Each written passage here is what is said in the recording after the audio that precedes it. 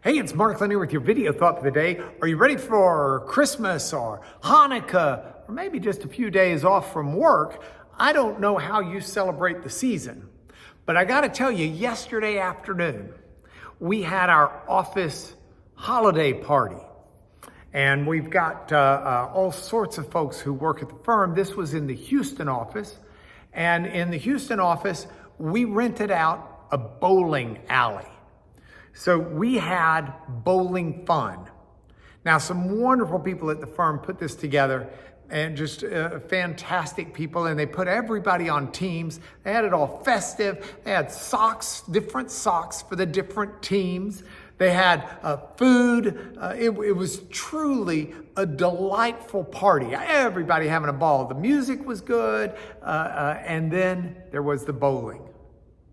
Now, I got to tell you, I did some bowling. I'll tell you how it turned out here in a minute, but first, let me tell you how much joy was there. And this is a season of joy.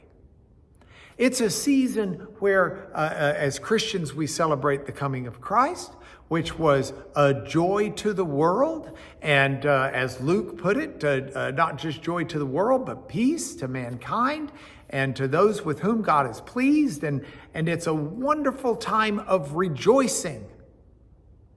Now, that's not only the celebration of Christmas. Hanukkah is a wonderful time of rejoicing. It's the provision of God in the midst of the starkness and the difficulties of life. And so you've got joy there. You know, it's Psalm 4, verse 7 that talks about when the light of God shines on you, the joy in our heart is greater, in more abundance, the psalmist says, than when other people are stuffing their face with food and drink. That's my translation. The more literal translation for many might be more joy than when their grain and wine abound. But in Lubbock speak, that just means more than when they're stuffing their face and filling their gullet with food and drink. That's how much joy comes with the Lord. Now, some of you may be saying, but wait a minute, this isn't a joyful time. I'm missing loved ones who I won't have with me. I'm in the middle of difficulty. This is a tough economic time, or this is a tough time in you name, fill in the blank. And that's true. There are those times in life. I mean, if you look at the life of Jesus himself, it's a life that's promised with joy in the incarnation, joy in the nativity, and yet it's a life that ends dying on behalf of others just 33 years later. And so there's joy, and obviously in this life that joy is mixed with sorrow.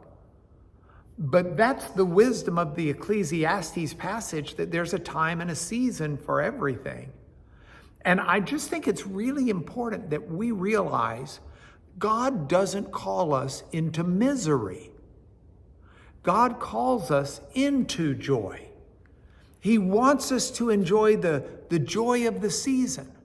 And there are a lot of people who have just good old-fashioned guilt. The idea, I shouldn't have fun.